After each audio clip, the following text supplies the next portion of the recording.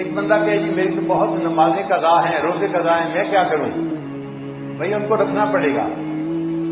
اگر آپ نے 10 سال کے روزے نہیں رکھے تو اب ان کو رکھیں، اور اس کا طریقہ یہ ہے کہ جب دن چھوٹے ہوں سردیوں میں اس وقت رکھ لیں، اور تھوڑے تھوڑے کر کے رکھیں۔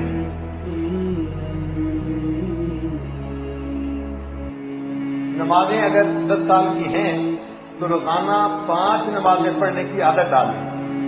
ہر نماز کے ساتھ 5 نمازوں کے فرض جو ہے ان کی قضا پڑھ لیں۔ جس کے ذمہ قضا نمازیں ہوں وہ نفل اور سنت غیر مقضا نہ پڑھے، بلکہ نفلوں کی بجائے قضا نماز کے فرض پڑھ لے، اس کو ثواب زیادہ ملے گا۔ آپ دیکھیں اگر آپ نے ایک بندے کو 1 لاکھ روپیہ دینا ہے اور آپ اس کو 100 روپیہ ہدیہ بھیجیں تو وہ خوش ہوگا یا ناراض ہوگا؟ کہے گا عقل کے اندھے، میں نے 1,00,000 روپیہ لینا ہے تو یہ 100 روپیہ ہدیہ بھیج رہا ہے، یہ کیا بدتمیزی ہے؟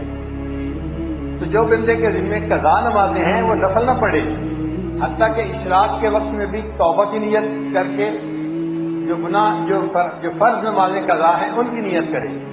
ایک دن میں اگر 17 رکعتیں پڑھ لی، 2 رکعت فجر کی، 4 رکعت ظہر، 4 رکعت عصر، 3 رکعت مغرب اور عشاء کی 4 رکعت فرض اور 3 رکعت وتر، یہ 17 رکعتیں بنتی ہیں۔ جس بندے نے روزانہ 17 رکعتیں پڑھ لی اس نے ایک دن میں 5 نمازوں کی قضا کر لی۔ ہم نے بعض لوگوں کو دیکھا ہے انہوں نے اس طرح 20 سال میں 20 سالوں کی نمازوں کو قضا کر لیا۔ تو آپ ہمت کریں، یہ نمازیں تھوڑی تھوڑی کر کے قضا ہو جاتی ہیں۔